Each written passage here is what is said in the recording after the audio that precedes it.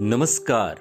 आप सुन रहे हैं द माइथोलॉजी रेडियो और आज के इस पॉडकास्ट में कहानी गांधारी के उस श्राप की जिसके बारे में कहा जाता है कि आज का अफगानिस्तान और तब का गंधार गांधारी के उसी श्राप का दंश आज तक झेल रहा है।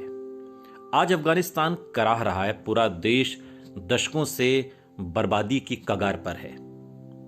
पीढ़ियां गुजर गईं, नस्लें भी आकर चली गई, मगर इस देश की बर्बादी का सफर क्या कभी थमेगा? बारूद के ढेर पर कट्टरता का बुर्का ओढ़कर बैठे इस मुल्क का मुस्तकबिल सिफर है और इसके पीछे की एक वजह है हमारे पुरखों का श्राप। जी हां, गांधारी के श्राप की वजह से अफगानिस्तान का बुरा हाल है, जो श्राप गांधारी ने अपने भाई शकुनी को दिया था। दरअसल पिछले 5000 सालों से भारत का अफगानिस्तान के साथ संबंध है और ये संबंध महाभारत काल से है।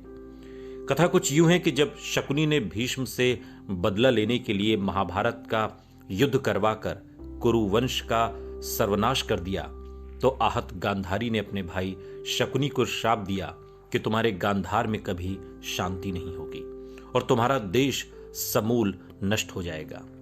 आपको बता दें कि शकुनी का देश गांधार आज का कंधार ही है। कंधार का पहले गांधार के नाम से ही उसे बुलाया जाता था, जहां की गांधारी थी। अपने 100 पुत्रों के महाभारत के युद्ध में मारे जाने के बाद गांधारी बेहद भावुक हो उठी थी और उन्होंने अपने भाई शकुनी को उसके षड्यंत्र के चलते नाराज होकर, गुस्सा होकर, क्रोधित होकर शाप दे दिया। करीब 5500 साल पहले राजा सुबुल गांधार पर राज किया करते थे और उनकी पुत्री का नाम गांधारी था। गांधारी का विवाह हस्तिनापुर के राजकुमार धृतराष्ट्र के साथ हुआ। गांधारी के एक शकुनी नामक भाई भी थे। पिता की मृत्यु के बाद गांधार का सारा राजपाट शकुनी के हाथ में आ गया।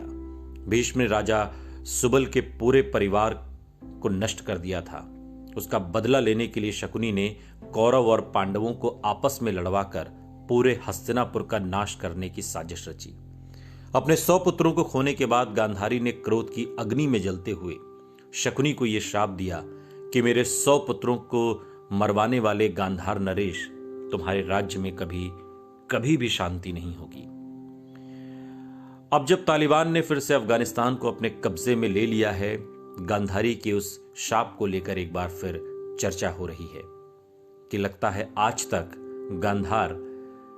गांधारी के उस शाप से उबर नहीं पाया।